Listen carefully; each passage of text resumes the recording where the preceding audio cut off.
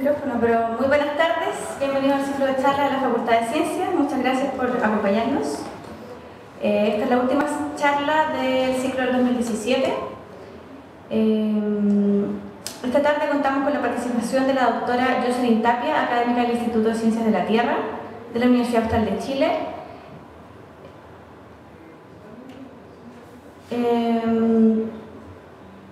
Geóloga, se me borró el texto, geóloga y doctora en... No, soy geoquímica.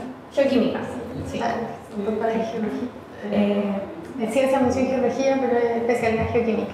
Y trabajaste también en la Universidad de Antofagasta. Sí. Y esta tarde nos va a presentar Geoquímica del Desierto de Atacama, Minería Histórica y Contaminación Ambiental. Pero muchas gracias por la asistencia. Yo sé que la fecha no es la indicada, ya, pero voy a hablar. Como pensé que venían estudiantes, en la primera parte era una pequeña definición de sobre qué es la geoquímica. En pocas palabras, es la ciencia que estudia la Tierra. La geoquímica se puede ver de diversas o se especializa en diversas áreas. Una es para la búsqueda de depósitos minerales. También correlacionada está, la prospección geoquímica, que es la búsqueda de depósitos minerales, la metalogénesis, que entrega las características geoquímicas de diferentes depósitos minerales, y esta parte de la geoquímica está bien avanzada en Chile. Y por otra parte está la geoquímica ambiental, que es donde yo me he dedicado, es a la cual me he dedicado, y que precisamente trata de estudiar o determinar las interacciones que hay entre la biosfera, los ecosistemas, la salud ambiental, si es que hay algún riesgo geoquímico, y también busca cómo mitigar este tipo de problemáticas ambientales. La mayor parte de la investigación que he realizado se ha desarrollado en el desierto de Atacama. La mayoría de ustedes deben saber que el desierto de Atacama se encuentra localizado en el norte de Chile. Abarca las regiones de Arequipa y Parinacota hasta la región de Atacama. Y su límite sur es el río Copiapó. Esta zona se encuentra caracterizada por la escasa presencia de ríos perennes. La mayoría son ríos no perennes y existe importante minería. Otra característica es la aridez, principalmente en las zonas que tienen menores elevaciones. Las zonas más altiplánicas son las que tienen mayor precipitación, pero el desierto de Atacama se ha clasificado como árido a hiperárido. Incluso hay zonas del desierto de Atacama, como la que se observa en este sector, en la cual no se ha determinado lluvia precipitación en los últimos 23 millones de años. ¿Por qué el desierto de Atacama tiene estas características? Por una parte es la ubicación latitudinal, por otra parte está el efecto asociado a la cordillera de los Andes y también a una zona de alta presión. Y con respecto a las características fisiográficas y geológicas del desierto de Atacama, se ha dividido en 5 características o en 5 morfologías importantes. Una es la cordillera de la costa. Si vamos más hacia el este, encontramos la depresión central. Después está la cordillera de Domeico o la precordillera. La cordillera principal o cordillera occidental también, y también tenemos una zona que es conocida como el altiplano, donde se encuentran los depósitos de tipo salado. Por otra parte, un esquema bastante sencillo de la geología en el desierto de Atacama se relaciona a los diferentes tipos de afloramientos que encontramos, afloramientos geológicos.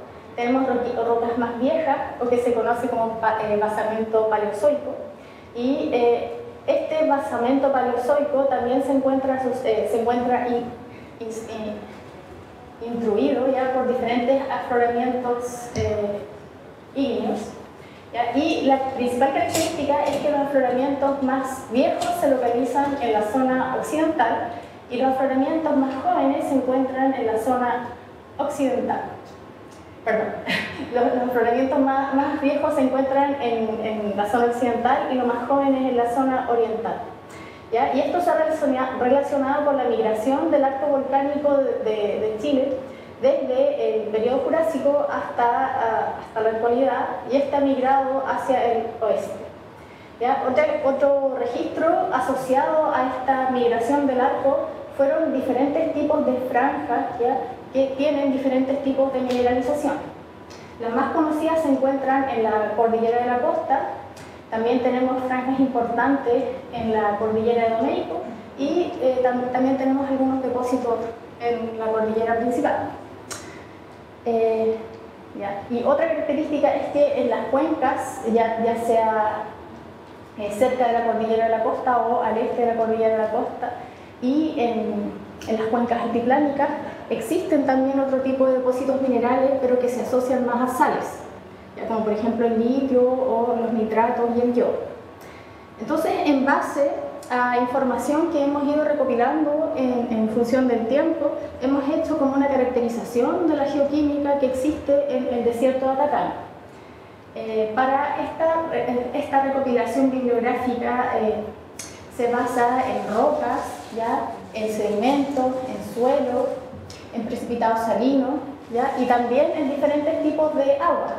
El agua superficial que no es rica en sólidos disueltos, ¿ya? También salmueras que tienen más de 50.000 miligramos por litro de sólido disuelto, agua salina, agua subterránea y aguas termales. ¿Ya? Entonces, la primera parte o los primeros resultados que tenemos es la relación que existe entre diferentes óxidos, ¿ya? Los óxidos más abundantes en el material sólido, ¿ya? Y los patrones que se relacionan al mayor contenido de sílice. Y esto se analizó para estos distintos materiales, y los que contaban con óxidos eran los relaves, ¿ya? Que son estos triángulos. También tenemos sedimentos, que son estos que están en color celeste, y tenemos rocas, ¿ya? Que son las que se encuentran en cuadrados rojos. Lo que se observa básicamente es que en sedimentos existe una correlación entre el sílice y el óxido de aluminio, y también existe una correlación entre el sílice y potasio. No se observa tan directa para las rocas, porque la conclusión es que la mayoría de las rocas de las cuales se basa esta información corresponde a rocas andesíticas, ¿ya? Y las rocas andesíticas en general no son muy ricas en potasio. Para otro tipo de elementos, ¿ya? O de óxidos, está el óxido de calcio y el óxido de hierro. En general, lo que nosotros debiéramos esperar es encontrar una relación inversa entre el sílice y los óxidos de calcio y óxidos de hierro, ¿ya? Y es lo que se observa para gran parte de las muestras, pero hay otras muestras que presentan estos patrones planos, y haciendo una comparación entre la ubicación de esas muestras y el contenido tanto de hierro y de calcio, esta se relaciona ya sea a depósitos jóvenes, ¿ya? Que serían edad miocena, que son continentales, o también algunos depósitos volcánicos. A ese tipo de depósito está restringido. Lo que vimos recién es como la geoquímica de elementos mayores, y con respecto a elementos que se encuentran en menor concentración en las rocas y en los materiales superficiales en general, ¿ya? Podemos observar que existen en general no vamos a decir tres comportamientos, pero podríamos decir tres fuentes principales en el desierto de Atacama. Por una parte tenemos elementos como arsénico, boro, observen bien, y litio. Si bien no existe información para todas las matrices estudiadas, las mayores concentraciones se asocian a precipitados salinos, ¿ya? Considerando que esto corresponde a rocas, suelo, sedimento y relaves, ¿ya? Entonces, estos elementos arsénico, boro y litio en el desierto de Atacama los encontramos principalmente asociados a precipitados salinos, ¿ya? Cuando observamos elementos como cobalto, como hierro, como manganeso, sí. En general, los suelos, los sedimentos, los precipitados salinos tienen concentraciones similares o un poco menores a las que encontramos en las rocas del desierto de Atacama, que son el primer box, ¿ya? Pero si vemos elementos como el plomo, molibdeno y cobre, ¿ya? Que son son elementos que se asocian a la minería del norte de Chile, las mayores concentraciones están en los relaves, ¿ya? Aquí, plomo y molibdeno. Entonces, como una característica, podríamos decir, de la geoquímica de los materiales sólidos del desierto de Atacama, es que tenemos elementos que se asocian a las rocas, ¿ya? Tenemos elementos que se asocian a la minería, como sería cobre, plomo, molibdeno, y también tenemos otros elementos que los asociaríamos a precipitados salinos, que es lo que se encuentra principalmente en las cuencas, ya sea cercanas a la cordillera de la costa o en las cuencas que se encuentran en el altiplano. Disculpa un poquitito, ¿te puedo interrumpir? Es por ignorancia en el lenguaje, digamos. Eso de precipitados salinos, ¿cómo lo podría definir?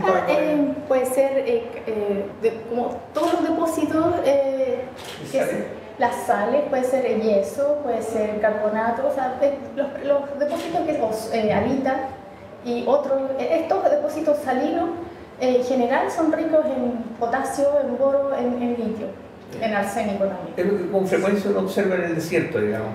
Hay como placas así donde están en la roca, sí, y como que aparecen o emergen, digamos, estas sales así que se depositaban como en los márgenes. Exacto, pero si vamos de nuevo al mapa, perdón, al esquema como este esquema de distribución geológica y de la fisiografía del desierto de Atacama, el litio, arsénico y boro y potasio se encuentran en las cuencas que están en la cordillera, como bien hacia el altiplano. Y nitratos y yodo se encuentran en este sector, que sería el que está más cerca de la cordillera de la costa. A grandes rasgos, pero esos precipitados salinos uno los encuentra en casi todas las cuencas, pero son más abundantes en esas zonas que... Claro. Gracias. Después, diferentes valores de agua que se recopilaron de muchas fuentes, ya sea de la DGA, como trabajos de Risacher, del siglo pasado, de Hauser, también de 1997. Las aguas las dividimos en salmueras, ya considerando mayor sólidos disueltos totales de más de 50.000 miligramos por litro, salina entre 500 y 50.000 miligramos por litro, el agua superficial común sin tantos sólidos disueltos, también agua subterránea y aguas termales. En general son aguas de pH neutro, ¿ya? Neutro a un poco alcalino. Los mayores sólidos disueltos evidentemente se encuentran en las salmueras, así como las mayores conductividades. Con respecto a las temperaturas, y también es evidente que las temperaturas más termales, las temperaturas mayores se relacionan a aguas termales. La mayor variación de estos parámetros los observamos en las aguas subterráneas, ¿ya? Las aguas en general se clasifican según su contenido de componentes mayores, ya que sería el cloruro, bicarbonato, también el calcio, potasio, calcio, magnesio, potasio y sodio, ¿ya? Y en el caso de las aguas del desierto de Atacama, si las dividimos por sus características o por la clasificación que previamente les mostré, para el caso de la mayoría de los componentes, las salmueras siempre se ubican en la zona superior del gráfico, pero el único compuesto que se encuentra fuera de este rango sería el bicarbonato, ¿ya? Entonces, para la mayoría de los componentes mayoritarios del agua del desierto de Atacama, observamos que las salmueras son las que contienen este tipo de compuestos en abundancia, y esto también se relaciona a los elementos que habitualmente son traza. Ya, se observan las mayores concentraciones de elementos traza, arsénico, boro y litio en estas salmueras. ¿Ya? Este es litio, estas son las salmueras propiamente tal y estas son aguas salinas. Acá también tenemos las salmueras y aguas salinas para el caso de boro y salmueras y aguas salinas para el caso de arsénico. Entonces, estamos viendo también, siguiendo otro material que sería agua salina, que arsénico, boro y litio se encuentran asociadas a esta sal. Pero si vamos a ver lo que ocurre con cobre, no encontramos ninguna relación o no se encuentra asociado a este tipo de agua. Se encuentra principalmente en aguas subterráneas y en aguas termales. ¿Ya? Entonces ese es como un background para que ustedes tengan alguna idea de cómo es la geoquímica en el desierto de Atacama y particularmente el caso de Chile. Es un país que se caracteriza porque desde el siglo pasado la minería ha sido el principal vía económica de desarrollo y los depósitos minerales que existen en Chile se han estudiado desde el 1800, ¿ya? Primero con estudios bastante de salida a terreno, pero actualmente existe un detalle bastante fino de las características de estos depósitos minerales. Se ha caracterizado el tipo de depósito, la edad que tienen los depósitos y estos se han correlacionado en lo que se conoce como franjas metalogénicas. ¿Ya? Existe la franja metalogénica de la cordillera de la costa que no está en esta imagen pero se localiza en este sector y es rica en hierro y cobre principalmente. ¿Ya? Después hay otra franja que es muy rica, que es la del Paleoceno-Eoceno, que es aproximadamente 40 millones de años, más o menos. Y esa es rica en cobre, ¿ya? Y también molibdeno. Y hay franjas más jóvenes que son más ricas en oro, que actualmente pero se conoce como franja de Maricuna. Bueno, entonces esta riqueza en depósitos minerales ha hecho que nuestro país tenga grandes yacimientos, ¿ya? Y seamos el principal productor de cobre a nivel mundial. ¿Ya? Chile es el principal productor y el que tiene las principales reservas. Y por otra parte también tenemos otros commodities minerales, como el caso de plata. También somos un productor de plata, también somos un productor muy importante de litio y de otros elementos químicos. ¿Ya? O sea, lamentablemente en el pasado, ya sea por desconocimiento o por tratar de ahorrar recursos, la minería no se realizó con suficiente resguardo hacia el medio ambiente, ¿ya? Y tenemos algunos casos de contaminación bien importantes en el desierto de Atacama. ¿Ya? Uno de los que ha aparecido últimamente en prensa es el caso del puerto de Antofagasta.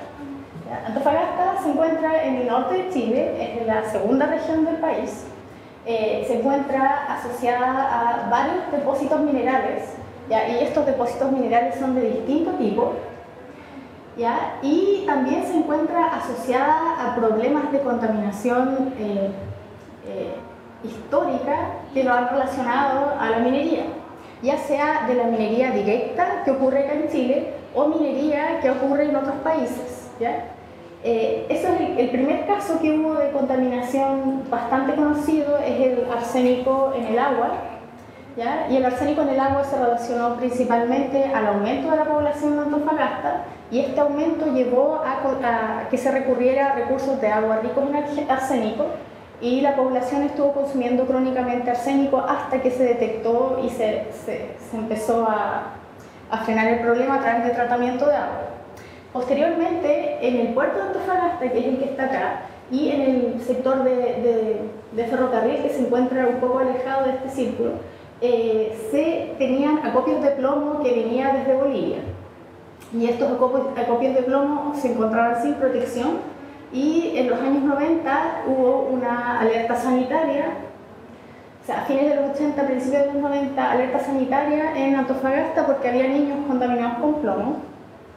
¿Ya? Y eso hizo que estos acopios de plomo del puerto y del ferrocarril se trasladaran hacia el sureste de Antofagasta, 18 kilómetros al sureste. Y el último problema es que es más reciente, de 2014, son los niños que encontraron con arsénico y plomo cerca del puerto, que se encuentran en unos jardines infantiles en este sector. Bueno, los que no conocen Antofagasta, el puerto se encuentra en el centro de la ciudad. En este sector está el mall, acá hay recintos hospitalarios, acá está la plaza, y el puerto se encuentra cerca de todas las actividades que se realizan común y corriente en la ciudad. Luego que se supo esta contaminación de los niños de Antofagasta, actualmente se empezó a hacer protestas, ya que en Antofagasta se había firmado un tratado para realizar este galpón. Y este galpón va a almacenar concentrado de cobre. Entonces se empezó a exigir mayor control de lo que se estaba produciendo y de las partículas que estaban emanando del galpón. Incluso se llegó a paralizar la construcción del galpón en algún momento. Entonces, con un grupo de antofagastinos lo que hicimos fue tomar información que generó el Servicio de Salud Pública en el año 2014 y el Colegio Médico en el año 2015, y la comparamos, estos datos geoquímicos, hicimos una comparación de esta información con lo que existe, con la información que existe de rocas de la zona cercanas a Antofagasta. La mayoría de los datos que existen de rocas de Antofagasta se relacionan a la formación negra. ¿Ya? Esas rocas tienen una composición química característica. ¿Ya? Y cuando hicimos todas las comparaciones de las rocas de Antofagasta y los elementos químicos que había analizado el Colegio Médico y el Servicio de Salud Pública, determinamos que varios elementos estaban relacionados a las rocas de Antofagasta, pero los 6 que aparecen en esa lámina no tenían ninguna relación con la geología o la geoquímica del sector. ¿Ya? Y esos elementos son arsénico, cadmio, cobre, molibdeno, plomo y zinc. ¿Ya? Estos box plots que se observan son box a menos de 500 metros con respecto al puerto. Estos son a 500 metros y a 1 kilómetro, entre 500 metros y 1 kilómetro del puerto, y el último box es a más de 1 kilómetro de distancia con respecto al puerto. Y lo que se observa para estos elementos es que las concentraciones disminuyen a medida que se van alejando del puerto. ¿Ya? Por una parte, arsénico, cobre y molibdeno se relacionan directamente a los concentrados de plomo de Chile, a los concentrados de cobre de Chile, que son generalmente ricos en arsénico y también tienen mucho molibdeno. Y por otra parte, plomo, zinc y cadmio los relacionamos a los acopios de plomo que vienen desde Bolivia. Que si bien son acopios de plomo, no se conoce la concentración que tienen estos acopios. Y por otra parte, en Bolivia los depósitos son polimetálicos y son ricos en zinc, y al ser ricos en zinc, el zinc es un elemento que está directamente relacionado al cadmio. ¿Ya? Por lo tanto, probablemente existe alguna relación de la ubicación del puerto con el polvo que se acumula en las casas y en los departamentos alrededor del puerto de Antofagasta. Este es otro estudio de elementos químicos en el río El Salado, ¿ya? En el desierto de Atacama. Por el año 2014, este es el río El Salado, ¿ya? Y pudimos ir a muestrear aguas del río El Salado antes de que fuera el aluvión del año 2015. ¿Ya? Y fue solamente porque queríamos determinar las concentraciones de arsénico que tenía el agua de ese sector. Entonces, lo que pudimos descubrir es que el río El Salado se divide en 3 cuencas, ya que es el Salado Alto, está el Salado Bajo y esta es la cuenca del Chañaral. ¿Ya? Todas estas cuencas se encuentran a elevaciones de menos de 2.900 metros, las de 2.900 se encuentran en este sector, y la elevación va disminuyendo conforme vamos llegando hacia la zona costera. Bueno, también existen otras cuencas en este sector que serían las asociadas a los salares. Esta es la cuenca del Salar de Pedernales, esta de acá es la cuenca del Salar de Maricunga, y esta es la cuenca de Laguna Verde.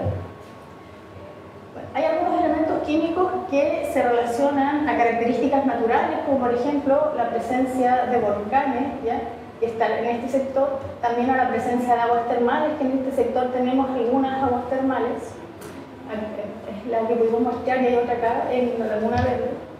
Y también tiene fuentes antropogénicas de elementos químicos, como por ejemplo Potrerillo, que se encuentra en este sector, perdón, El Salvador, que se encuentra en este sector, Potrerillo en este sector, ¿ya? También está una planta de tratamiento de relaves que se llama Pampa Austral, y acá están las ciudades de Chañaral, El Salado y Diego de Almagro. Entonces, básicamente, la zona norte del desierto de Atacama, en un comienzo la elegimos porque tenía tanto fuentes naturales para arsénico como fuentes antropogénicas para metal.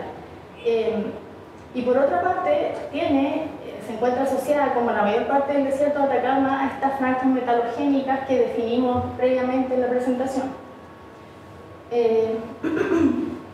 Aquí están las diferentes cuencas de la zona norte de la región de Atacama. La primera cuenca, el primer muestreo que hicimos es esta transecta, ¿ya?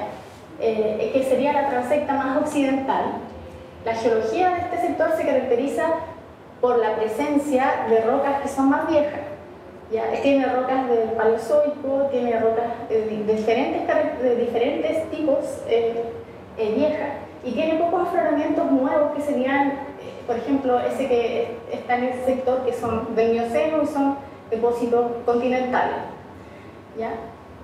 Después la cuenca del Salado Alto, que está acá, que sería esa en el esquema, está caracterizada principalmente por tener tanto rocas viejas, que serían las verdes, que serían sedimentos continentales, pero viejos, y también tiene rocas nuevas, ya que serían estos afloramientos del Mioceno, volcánicos sedimentarios. Y las cuencas que encontramos en la zona más altiplánica, como Pedernales, ¿ya?, y también es Maricunga y Laguna Verde, se caracterizan principalmente por rocas más jóvenes y principalmente volcánicas. Entonces, a grandes rasgos, pudimos dividir los muestreos, ya después de haber analizado los datos, en lo que se encuentra en la cordillera de los Andes, ¿ya?, lo que se encuentra en la cuenca del Salado Alto y lo que se encuentra en el Salado Bajo. En las láminas que van a aparecer ahora o a continuación se presentan datos de arsénico disuelto tanto para cobre como para arsénico, y en función de los años de muestreo, 2014, 2015 y 2016. Ya, para la cuenca de las cuencas andinas no pudimos realizar muestreo el año 2015 por el aluvión, ya, pero para las cuencas del Salado Alto y del Salado Bajo hicimos muestreo tanto en 2014, 2015 como en 2016.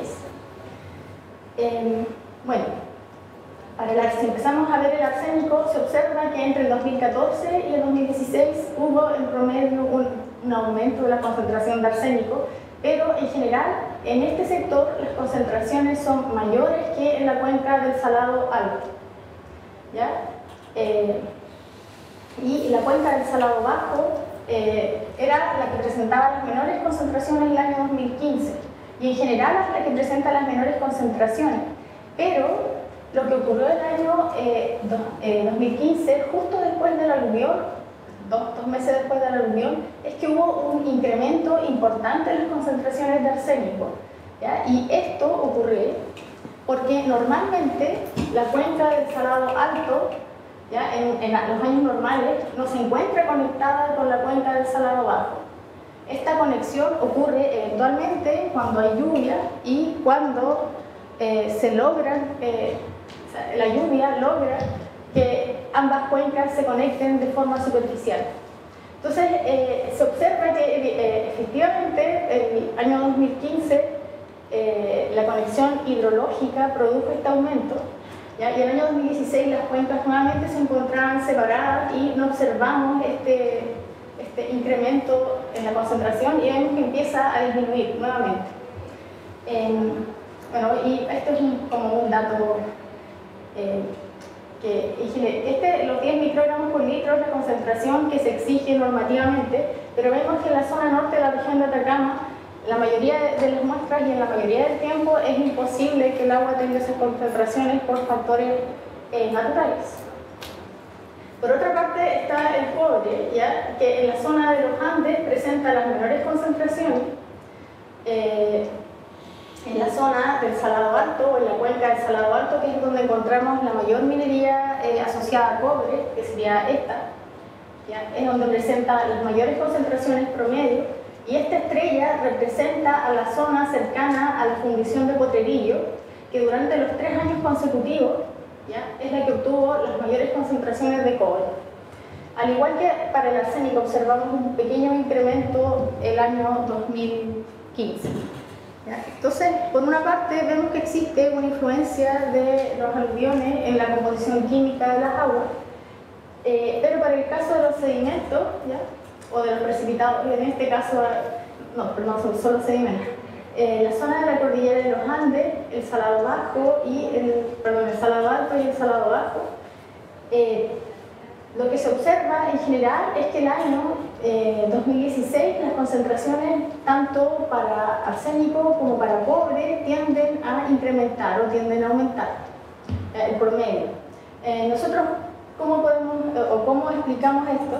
Bueno, creemos que hay que seguir haciendo estudios con respecto a este sistema, pero lo más importante es que durante el año 2015 ya se observa como una disminución en la concentración, lo que se asocia a un lavado de la cuenca por la gran cantidad de precipitación, y la mayoría de los estudios que se realizaron en las cuencas indicaban que el río llevaba una gran cantidad de material suspendido, y que posterior a un año este material precipitó, aumentando la concentración de algunos nosotros observamos que la mayoría de los elementos aumentan su concentración, salvo algunas excepciones.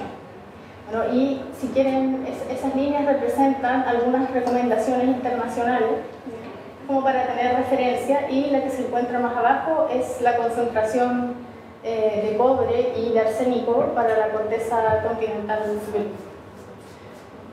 Nuevamente, solamente tenemos muestras del año 2016 de Potrerillo, pero esta muestra es la que tenía o que siempre tuvo las mayores concentraciones tanto de arsénico como de cobre. Después hacemos un perfil ya desde que muestre la distancia con respecto al mar y a cada punto de muestreo, tanto para arsénico como para cobre. Ya, si es que analizamos solamente el agua, ya podemos ver que las mayores concentraciones de agua se encuentran en la zona del salar de Pedernales, y también en algunos sectores asociados a la cuenca del salar de la Laguna Verde, que está un poco más al sur. Y para el caso del cobre, las menores concentraciones de agua, que son estos celestes y azules, se encuentran en la zona cordillerana, y las mayores se encuentran en Potrerillo y también asociadas a la cuenca del Salado Alto. ¿Ya? Para el caso de arsénico en el material sólido, se encuentra principalmente en Potrerillo, ¿ya? Y también cerca del salar cerca de las aguas termales de Río Negro. ¿Ya? Y para el caso de cobre, las mayores concentraciones se asocian principalmente a Potrerillo y, como vemos, a las cuencas del Salado Alto y el Salado Bajo. Entonces, por una parte está arsénico, que se ve influenciado por una asignatura geoquímica regional, salvo algunas zonas puntuales como Potrerillo, que pueden representar una zona de contaminación antropogénica, pero cobre se ve principalmente relacionado a las actividades antropogénicas, al menos en la cuenca del río El Salado. Entonces, Potrerillo lo podríamos catalogar como una zona de contaminación importante en este sector.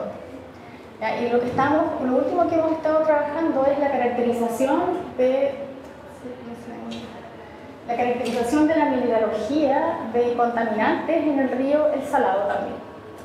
Bueno, lo que hicimos fue un análisis de microscopio electrónico de barrido, pero no es un microscopio electrónico tradicional, sino que es uno que hace una caracterización de la mineralogía. ¿Ya? Entonces, primero que todo, selecciona un grano, ¿ya? Este grano está caracterizado por algunos silicatos, ¿ya? Y también se asocia a algunos óxidos. Después, cuando se hace una caracterización de las concentraciones de arsénico en ese grano, se observa que tiene concentraciones importantes, ¿ya? Y después, cuando se hacen los PICs elementales, se observa que en general en esta muestra arsénico está relacionado a óxidos de hierro, ¿ya?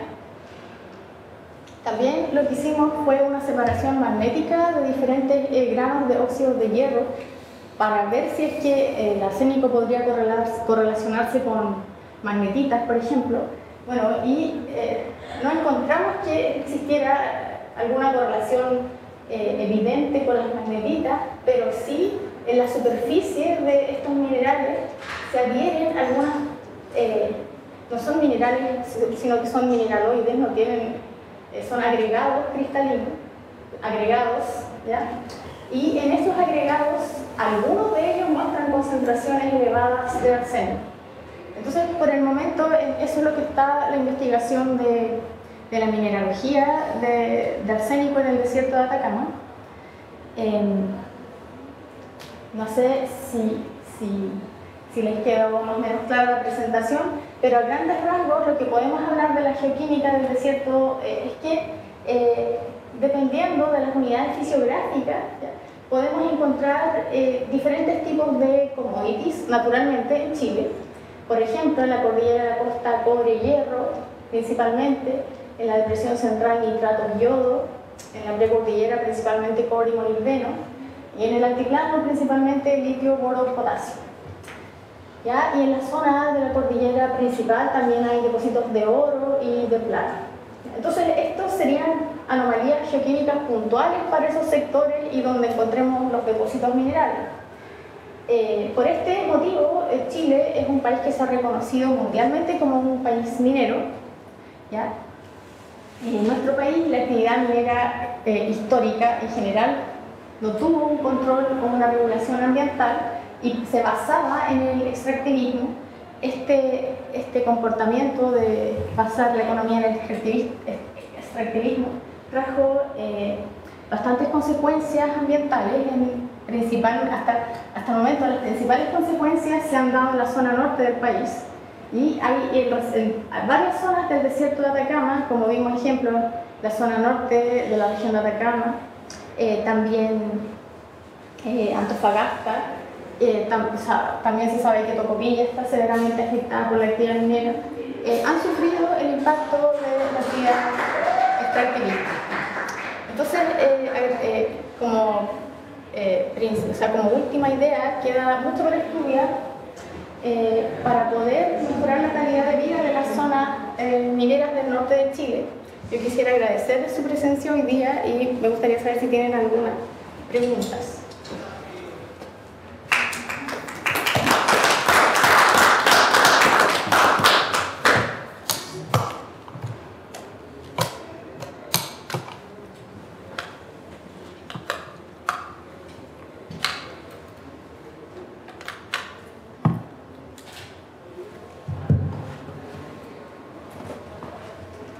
Una cosita simple. Sí.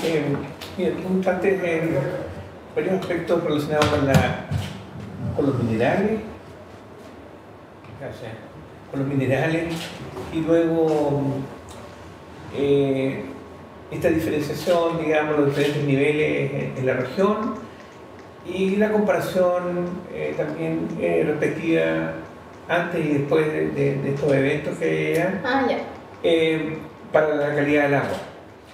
Mi consulta es, ¿hay alguna influencia del transporte eólico en la región que pudiera estar ayudando o correlacionando con estos valores? Porque, por ejemplo, se sabe que hay eventos importantes de aporte de calcio, por ejemplo, desde el norte de África hacia la costa del Pacífico, en el sector de Ecuador, por ejemplo. Se ha podido contratar. y como que sería un factor importante para el funcionamiento de los ecosistemas terrestres, por ejemplo, en la Amazonía y cosas así. O sea, por ejemplo, yo por lo menos en la zona norte de la región de Atacama no he leído trabajos que hablen de la influencia eólica en la concentración de este tipo de ambiente. ¿Ya? Entonces igual si es que no se conoce con un nivel más es difícil hacer o poder determinar cuál componente es eólico, cuál componente es asociado a la remoción en masa o a este tipo de aluviones. O sea, nosotros lo único que estudiamos fue la composición química antes, 2 meses después y 1 año después del aluvión de Atacama. Y bueno, lo más llamativo es que justo después del aluvión se observaban incrementos en las concentraciones de casi todos los elementos. Sí. Arrastre, claro. Sí, y bueno, en el caso de minerales, o sea, de elementos químicos como arsénico, lo que hemos podido, o sea, todavía no tenemos la certeza, pero en un gran porcentaje se encuentran asociados a sales. Entonces es probable que las sales igual se vean afectadas durante el transporte aluvional.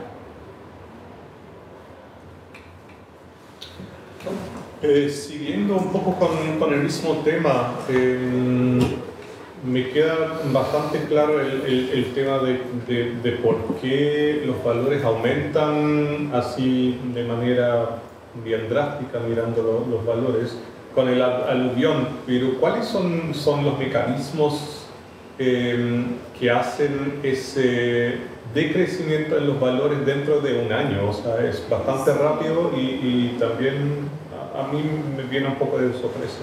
Sí, mira, por una parte, solamente hablando que del arsénico es un poco más fácil de explicar, que la fuente está en la cordillera de los Andes. ¿Ya? Normalmente el agua que llega hasta la zona de Diego de Almagro, en los años que no hay precipitación, el río o este curso desaparece. ¿Ya? Y después hay agua que se inyecta, pero es agua que se inyecta desde el tranque de relave. Y esa agua que sale del tranque de relave es agua que está tratada. O sea, tiene menos de 500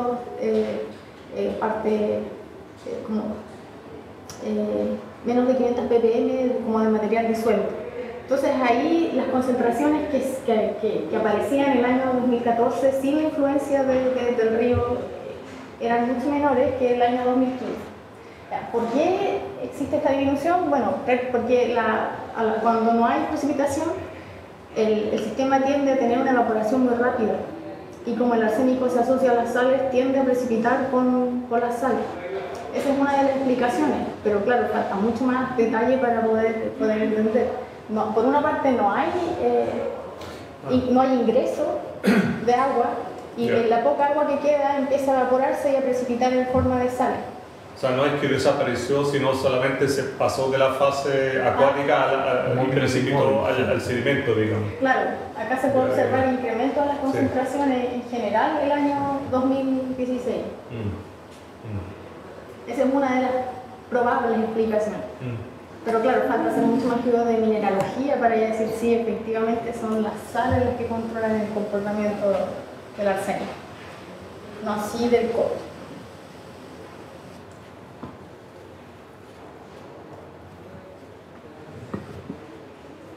Yo tengo una pregunta respecto a las salmueras. ¿A qué tipo de salmueras? ¿Son las salmueras de desalinización del agua del mar o otros tipos? No, aquí no hay muestras de agua de mar. Son solamente muestras de aguas continentales.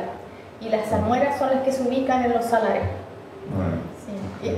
Bueno, como clasificamos salmueras, es como más de 50.000 miligramos por litro de sólidos totales disueltos. Yo me pregunto respecto a los relaves, ¿por qué se incluyen análisis de relaves si esas son rocas tratadas? O sea, tienen una disminución de metal por lo mismo. No, era solamente para aquí. Sí, no, era para hacer una comparación de los diferentes tipos de materiales que se encuentran en el desierto de Atacama. ¿Ya? Como en la bibliografía, por una parte, están las rocas, están sedimentos, suelos. ¿Ya? También hay datos de precipitado salino y también encontramos datos de relaves que hay en el desierto de Atacama. Entonces, el análisis o la comparación que se hizo era solamente para poder estimar en cuál de esos se encontraban las mayores concentraciones en el desierto de Atacama. No sé si para bien o para mal, los relaves tienen harto plomo, o las mayores concentraciones de plomo, cobre y molibdeno, lo que por una parte puede significar que no se tratan bien eso, el cobre o también que son muy viejos y antes, por ejemplo, antiguamente las rocas tenían mucho más cobre, se hacía tratamiento para solamente rocas con 1% de cobre y el resto lo tiraban a los botaderos o a los relaves. Entonces, también esa es una de las razones que puede explicar por qué hay tanto cobre en los relaves. No, es una solubilización, ellos hacen una solubilización de los minerales y por eso siempre vas a encontrar mucho más disuelto que en cualquier otro lado. Por eso me pregunto, si uno mide en agua, esta cantidad siempre vas a encontrar en el relave más. Es lógico, sí. Me parece lógico. Pero igual, si tú ves acá hierro, en el relave no se encuentra una gran diferencia con respecto a roca, suelo o sedimento. No es algo que sea llamativo. Tampoco para el caso de cobalto. El cobalto incluso hay más en rocas que en suelo, sedimento, o es casi lo mismo que hay en los relaves en la mediana. ¿Ya? Y para el caso del cobre, para el caso del cromo, los sedimentos, los suelos y las rocas tienen concentraciones menores que como el promedio de la corteza. O sea, quiere decir que las rocas chilenas no tienen mucho cromo. Y hay un poco más en los relaves. Pero ese era el único objetivo de esta comparación. Obviamente que se van a encontrar algunos elementos más concentrados en el relave, pero como vemos que elementos que podríamos llamar corticales, que no están enriquecidos en el desierto de Atacama, tienen concentraciones similares en los diferentes... ¿Y tú sabes en qué parte del tranque de relave se tomó la muestra? Porque el relave es un tranque de sedimentación. Son datos del CERN Geomín. Sí. Okay. Ahí, o sea, lo que yo tengo entendido es que solamente toman el material seco y hacen el análisis como de roca total. Todos están al final de la sedimentación. Sí.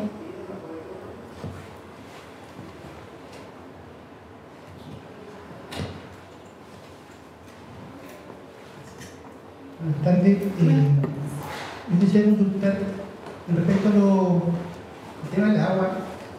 Entiendo yo que en el caso de las muestras que ustedes sacaron, la parte altiplánica, hay algunas que son desde el salar de Pedernales.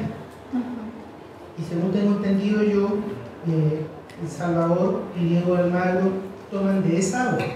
No. Lo que pasa es que este es el salar de Pedernales, ¿ya? El salar de Pedernales naturalmente debiera ser una cuenca endorreica, ¿ya? No debiera terminar en el mar.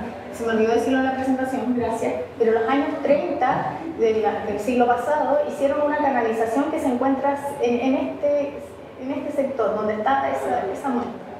Y esa canalización lo que hace es vertir agua que va del salar de Pedernales hasta el río El Salado. ¿Ya? Por una parte está esa conexión antropogénica, y esa agua se utiliza en El Salvador, pero para efectos de tratamiento de mineral. No se utiliza para que la gente tome directamente esa agua. Tienen otros reservorios que son más limpios para consumo doméstico. Sí, Pedernales se utiliza solamente para tratamiento mineral. Ya, pero si te observas, tiene harto arsénico y, por ejemplo, los concentrados de cobre chilenos siempre son castigados porque tienen mucho arsénico. O sea, no es un problema tampoco... el problema del arsénico se pasa a la minería. Tengo otra pregunta. La segunda es, bueno, por todo lo que se comenta, se lee, no sé si alguien me podrá refutar eso, pero entiendo yo que el cambio climático global apunta a que en esta zona cada vez va a llover más. Eso es lo que dicen. Entonces, en ese supuesto, en vista de lo que ustedes analizaron, al parecer sería preocupante el hecho de que, por ejemplo, Potrerillos, que es un lugar donde hay una contaminación muy alta en cuanto a relave, eso pudiera empezar a ser cada vez más lavado por precipitaciones y formar un cauce que pudiera generar un problema ambiental. ¿Qué tanto podría ser eso? Bueno, las precipitaciones de estas características, según la literatura, ocurren cada 20 o 50 años. O sea, para que vuelva a ocurrir algo así, según las estadísticas que existen actualmente, debieran pasar entre 20 y 50 años. Pero no necesariamente tan apocalíptica como esa. Simplemente empieza a llover más, entonces comienza a llegar más agua y bueno, es probable, empieza a bajar más. Es probable que haya removilización de elementos, pero no creo que sea tan evidente como lo que ocurrió entre el 2014 y el 2016. Sí. Porque fue una lluvia que ocurre en cada 20 o 50 años, o sea, no es algo que pueda ocurrir frecuentemente. Lo último es consulta, ¿qué tan estudiado está la geoquímica justamente entre el río Salado y la Escondida, por ejemplo? A ver, entre el río El Salado, entre el río El Salado y la zona de la Escondida, la mayoría de los estudios que se hacen son para búsqueda de depósitos minerales, entonces no es una información que esté muy disponible para la persona común y ¿No es corriente. una poca estudiada en general? Es que está muy bien estudiada por las mineras. Entonces la información por el momento no se encuentra disponible. Las mineras han hecho mucho trabajo en el sector norte de Chile. Sí. Gracias.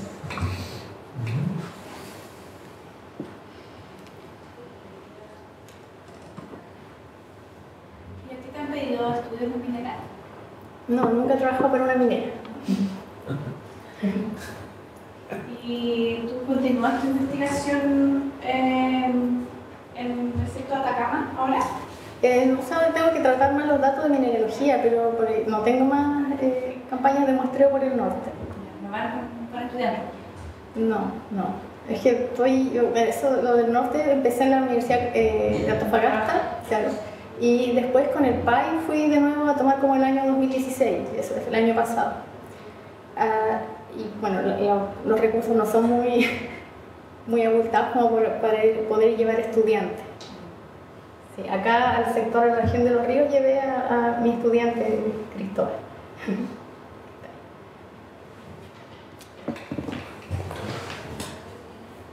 Bueno, muchas gracias por tu presentación y por tu tiempo para compartir tu investigación, y muchas gracias a ustedes por acompañarnos. Nos dejamos invitados, ya cerramos el año con el ciclo de charlas, pero continuamos también con los encuentros Conciencia que se hacen en el Club de la Unión. Es una actividad gratuita de divulgación científica para la comunidad en un ambiente distinto, un poco más relajado. Eso lo hacemos una vez al mes, así que ahí los invitamos también a que revisen el Facebook de la Facultad de Ciencias para enterarse un poco más. Así que muchas gracias. Muchas gracias.